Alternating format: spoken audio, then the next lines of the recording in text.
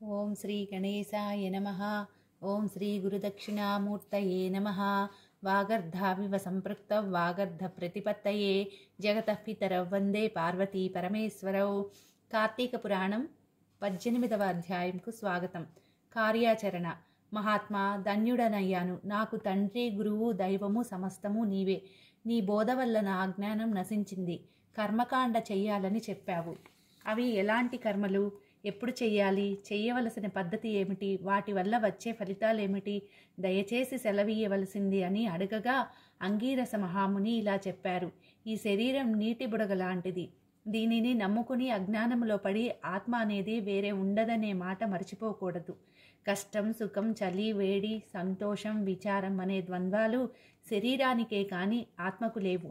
ఆత్మజ్ఞానం కలగడం కోసం కర్మ చెయ్యాలి. కార్యాచరణం వల్ల చిత్తశుద్ధి కలుగుతుంది. దానివల్ల జ్ఞాని అయి ఆత్మను తెలుసుకోవడానికి ప్రయత్నించాలి. కనుక వేద విధులను, వర్ణాశ్రమ ధర్మాలను చెయ్యాలి. ముఖ్యంగా బ్రాహ్మణుడు స్నానం, సంధ్యావందనాలు, జపహోమాలు చెయ్యాలి. ప్రాతస్నాత్వం తప్పక చెయ్యాలి. ప్రాతస్నానం చెయ్యని వానికి కర్మాచరణ అధికారం లేదు. సూర్యుడు తులారాశిలో ఉండగా కార్తీక మాసంలోనూ, మకర రాశిలో ఉండగా మాఘమాసంలోనూ, మేషరాశిలో ఉండగా వైశాఖ మాసంలోనూ ప్రాతస్నానం చేస్తే అనంతమైన పుణ్యం వస్తుంది, ఉత్తమ గతి కలుగుతుంది. అలాగే చాతుర్మాస్యాది పుణ్యదినాలలో, సూర్య చంద్రగ్రహణ సమయాలలోనూ, మిగతా పుణ్యదినాలలోనూ చేసిన కర్మ పుణ్యదాయకమవుతుంది. ప్రాతస్నానం చేయనివాడు కర్మభ్రష్టుడై రౌరవ నరకానికి వెళతాడు. ప్రత్యేకించి కార్తీక మాసంలో అన్ని కాలాలు పుణ్యఫలాన్ని ఇచ్చేవే. వేదముతో సమానమైన శాస్త్రము, గంగతో సమానమైన తీర్థము, ధర్మముతో సమానమైన మిత్రుడు, కార్తీక మాసముతో సమానమైన నెల, విష్ణువుతో సమానమైన దేవుడు లేరు.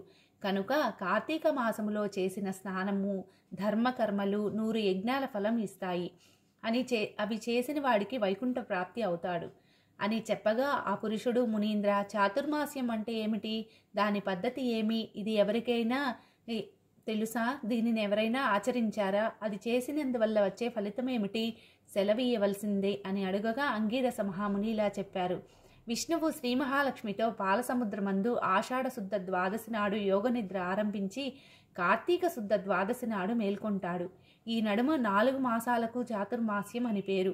ఈ కాలం విష్ణువునకు సుఖప్రదమైనది. కనుక చాతుర్మాస్య వ్రతం చేసేవారికి విష్ణులోకం ప్రాప్తి అవుతుంది. దీనికి సంబంధించిన విషయం చెప్తాను, విను.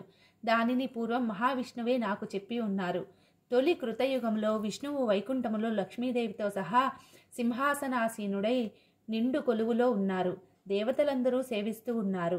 ఆ సమయంలో సకల కర్మలు ధర్మ విశారదుడైన నారదుడు వచ్చి తెల్ల తామరల వంటి చక్కని కనుదోయితో వివిధ ఆభరణాలు కలిగి విరాజిల్లుతూ చతుర్భుజాలతో ప్రకాశిస్తూ జగన్మోహనాకారుడై ఉన్న శ్రీ మనోహరునకు భక్తితో నమస్కరించారు. శ్రీహరి నారదుణ్ణి చూచి నవ్వుతూ, నారదా, నీవు సామాన్యంగా తిరుగుతున్న లోకాలలో అందరూ క్షేమంగా ఉన్నారా? మునులు ధర్మకర్మలకు ఎటువంటి లోటుపాట్లు లేకుండా చక్కగా జరుపుకుంటున్నారా? ఏ ప్రాణికి ఏ విధమైన ప్రమాదము లేకుండా అందరూ తమ తమ ధర్మాలను అనుసరిస్తూ బాగున్నారా అని అడిగాడు. నారదుడు చేతులు జోడించి, సర్వేశ్వర, ఏమీ తెలియనట్టు నన్నడుగుతున్నారు. నేను చెప్పితే వినాలని ఉన్నది కాబోలు. చెప్తున్నాను, అవతరించు జగదీశ అని నారదుడు ఇలా చెప్పనారంభించారు. నేనిప్పుడు మానవలోక సంచారం చేసి వస్తున్నాను. అక్కడ ఋషులు, విప్రులు వేదోక్తములైన పద్ధతులను విడిచి శరీర సుఖమే ప్రధానంగా ప్రవర్తిస్తున్నారు. కర్మకాండకి సున్నా చుట్టారు. నిషిద్ధ పదార్థాలు భుజిస్తూ కొందరు పరదూషణలు పరులై కొందరు జీవిస్తున్నారు. ముఖ్యంగా మునులు దారి తప్పిపోయారు. ఆచారం, వ్రతం, సాధుత్వం అనే వాటితో ఉన్నారు. చాలా తక్కువ కనుక వారు తరించే ఉపాయం ఏదైనా సెలవీయవలసిందే అని వేడుకొన్నారు. సరే అని విష్ణువు కొలువు చాలించి లక్ష్మీదేవితో కూడా గరుడారూఢుడై వెంటనే భూలోకానికి వచ్చి ముసలి బ్రాహ్మణుడిగా మారిపోయారు. తీర్థాలు, క్షేత్రాలు, ఆశ్రమాలు తిరగనారంభించాడు. మాయా మానుష విగ్రహుడైన రమామనోహరుని క్షుద్రమానవులు గుర్తించలేకపోయారు. వెక్కిరించారు, ధిక్కరించేవారు, కోపించేవారు, అగౌరవించేవారు, పలకరించేవారు కాదు. అహంకారముతో తప్పించుకుపోయేవారు. ఇలా అయి ఉన్నారు.